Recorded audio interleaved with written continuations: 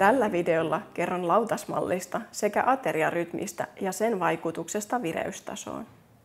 Aloitetaan käymällä läpi lautasmallia ja miten sitä voi hyödyntää kaikilla päivän aterioilla. Monet ovat varmasti kuulleet lautasmallista, jossa puolet lautasesta täytetään kasviksilla, olkoon se sitten tuoresalaattia, raastetta tai lämpimiä kasviksia.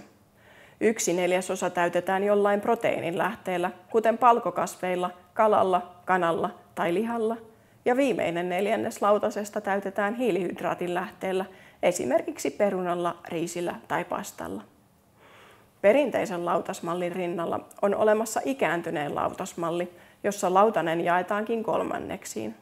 Tätä kolmanneksiin jaettua lautasmallia voi käyttää aterioiden koostamisen apuna erityisesti silloin, jos ruokavaliosta ei saa riittävästi proteiinia tai energiaa. Ikääntyneen lautasmallissa kasviksia on osuudellisesti vähän vähemmän kuin perinteisemmässä lautasmallissa, ja vastaavasti proteiinin ja hiilihydraatin lähdettä on osuudellisesti enemmän. Yhteistä näille lautasmalleille on se, että molemmissa suositellaan salaatin kastikkeeksi pehmeitä rasvoja sisältävää salatinkastiketta tai öljyä, täysjyväleipää ja sen päälle kasvirasvalevitettä, jälkiruokana hedelmän tai marjoja ja ruokajuomana rasvatonta maitoa, piimää tai vettä. Lautasmallit kuvaavat vain aterian osien osuuksia, eivät niinkään annoskokoja.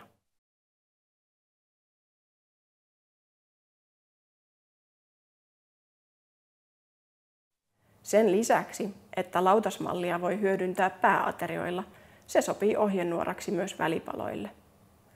Lautasmallin mukaisen välipalan voi koostaa oman maun mukaan noudattamalla ajatusta siitä, että se sisältää kasviksia, viljatuotetta ja proteiinin lähdettä. Hyviä välipaloja voivat olla esimerkiksi täysjyväleipä proteiinipitoisine päällisineen hedelmän ja juoman kerä.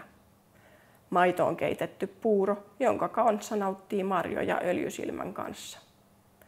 Maitoon, jogurttiin tai soijamaitoon tehty smoothie, johon on lisätty leseitä ja marjoja tai hedelmiä. Lisää vinkkejä välipaloista on videolla Proteiini, käytännön vinkit.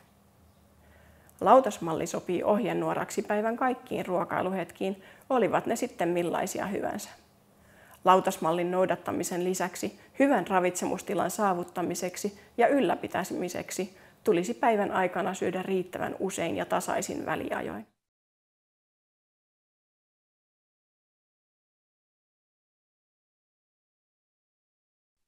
Ateriarytmi, tai oikeastaan säännöllinen ateriarytmi, pitää sisällään sen, että syö päivittäin tietyn verran aterioita suunnilleen samoihin aikoihin päivästä. Päivään on hyvä sisällyttää aamiainen, lounas, välipala, päivällinen ja iltapala. Jos ruokahalio on huono ja aterioiden koko tuntuu liian suurelta, voi päivän ruokailuihin sisällyttää useammankin välipalan ja täten tasoittaa aterioiden annoskokoa tai lisätä energian ja ravintoaineiden saantia. On myös hyvä kiinnittää huomiota yöpaaston pituuteen, joka ei saisi olla yli 11 tuntia.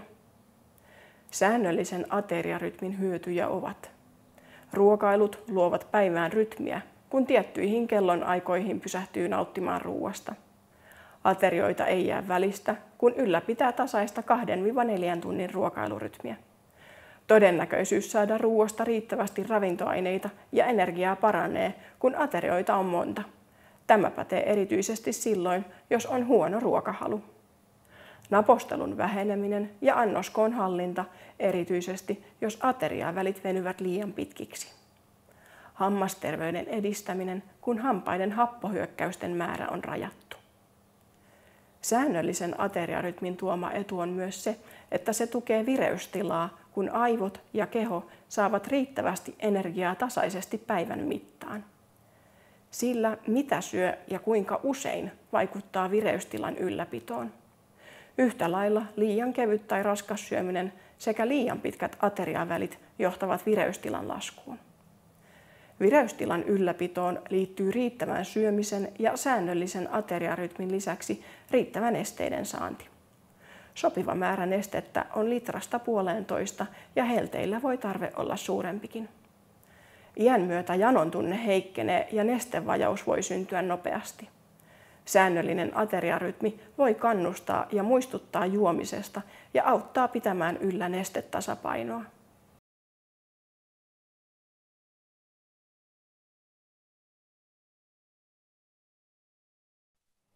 Käytä kaikilla aterioilla jompaa kumpaa lautasmallia, jotta ruoasta saa sopivasti hiilihydraattia, pehmeitä rasvoja sekä proteiinia.